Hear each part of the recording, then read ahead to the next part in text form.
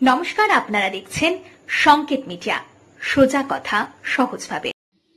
এবার বিস্ফোরণ খাস কলকাতায়। বিধানসভা ভোটের ঠিক আগেই পরপর বিস্ফোরণে কেঁপে উঠল কলকাতার ঘনবসতিপূর্ণ এলাকা।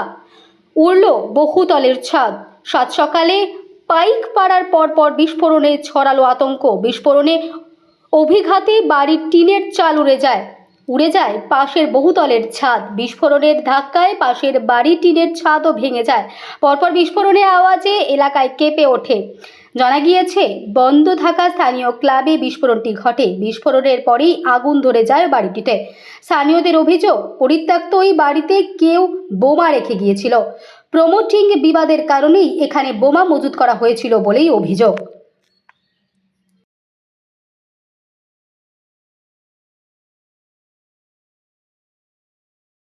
Subscribe our channel. Press the bell icon.